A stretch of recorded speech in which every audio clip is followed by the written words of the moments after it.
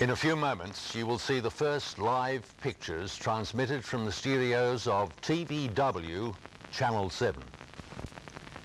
You're about to take part in an historic occasion, and the curtain is about to rise on a new era in entertainment and a new way of life in Western Australia.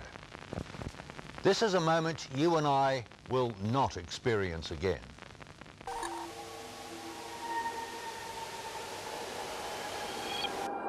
This is a wonderful day. Live colour television.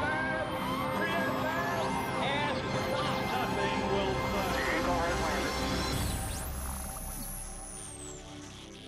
50 years ago, on this very night, a single moment altered forever the way we watch the world. With the flick of a switch, One small step for man. in the blink of an eye, John F. Kennedy died of a moment in our past transformed our future. Time and technology have made great advances. Great new era of entertainment. the state's first official television. It was the moment TVW Channel 7 Perth proudly became Western Australia's first television station. It all began with an application to the Australian Broadcasting Control Board for a license to operate a television station in Perth. My boss was Jim McCartney, and he called me up one day and said, "Okay, got the licence, got to start a television station. Please start it a year from today, thank you." There wasn't a person in Western Australia who knew anything about television, whatever. I don't think most of them had even seen television.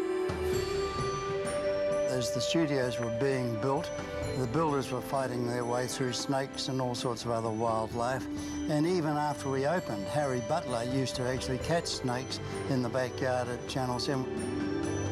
Auditions started for announcers, newsreaders, entertainers of all descriptions.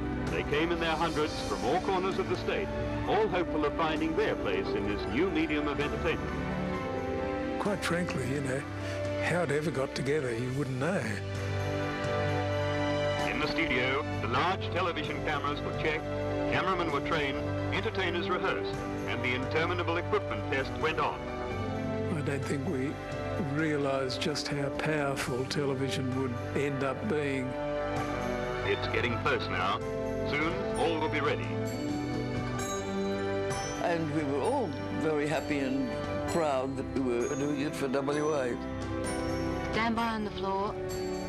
15 seconds. Focus up, camera 2. We want to make it a people's channel.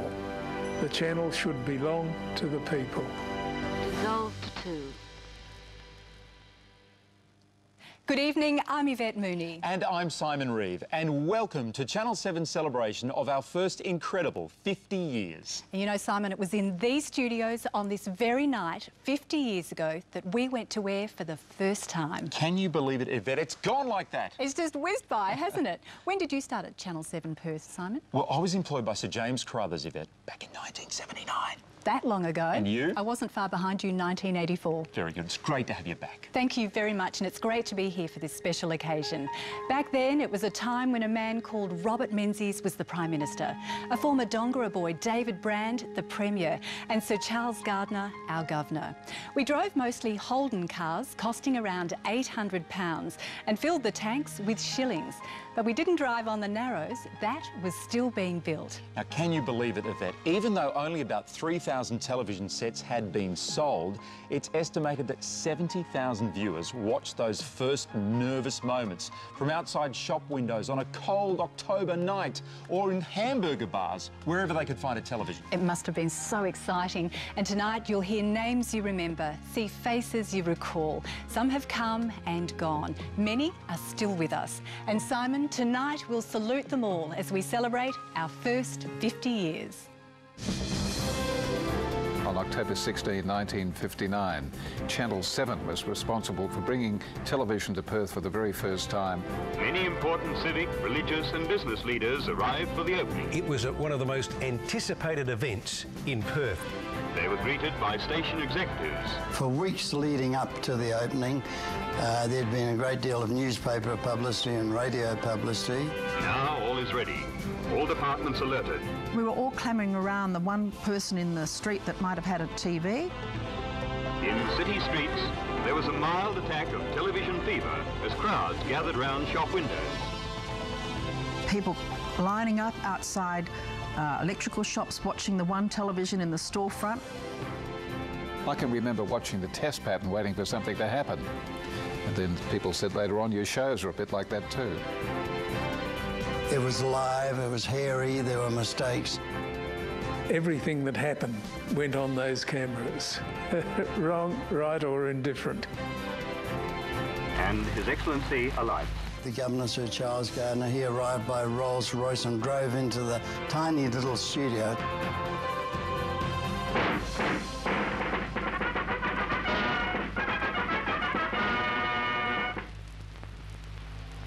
On behalf of all of us here at TVW Channel 7, I'm very pleased, and I must admit just a little bit relieved, to be able to say at long last, welcome to television in Western Australia. I can remember it clearly because at one stage a metal cap fell off the camera and clanked onto the floor. Our overseas programs include some of the favourites of world television. For adventure, we've selected Sea Hunt, the story of a skin dancer. And stopped everything, nearly stopped me, but we kept going. Clank, clank, clank, clank. Tonight is a very important one in the history of our state. It's certainly another milestone to progress, and it is bound to affect, profoundly affect, the lives of the majority of us. It was a major thing for Perth. Suddenly they were in touch with the rest of the world, where really it had only been radio beforehand. And of course, the opening night of Channel 7's news. Looking back on it now, it seems very rinky-dink, but it was fantastic at the time. It was a total new world.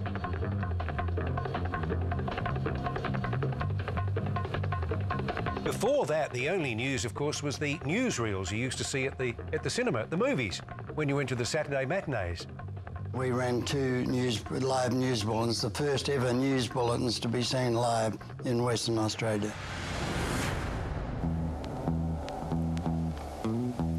At Mandurah, a grim and painstaking operation to try to rescue 2.5-year-old Graham Davies. The boy is trapped 25 feet below the surface in a small 18-inch borehole. In those days, getting news was very difficult. You had 2 ad radios in the car, but very little. You couldn't monitor police radio. That was against the law. And we were a long way out here at Stewart Hill. I used to instruct the cameraman to listen to the radio, listen to the 6-hour cricket broadcast. If they heard a fire engine siren or an ambulance horn, they'd chase it. On the opening night, the general manager, Jim Crothers, put a memo on the board saying good luck. Now, it was a great night and we did have good luck. We got through very clearly and it was just an exciting opening night. But the next night, it was a different story. On day 2 of television in Western Australia, everyone came to work full of delight that they'd conquered television. There'd been a big party after the opening in the studios here to celebrate 3 or 4 months of intensive work. And our cinema photographers and the editors went up to the Charles Hotel. The only problem was they didn't come back, and with 1.5 hours to go before the news, we didn't have any film. We didn't have anything, in fact. I told John, don't roll the opening of the news because we haven't got a news. And John, of course, rolled the news opening and dissolved down to the news desk. Of course, there was no newsreader. It was a total disaster.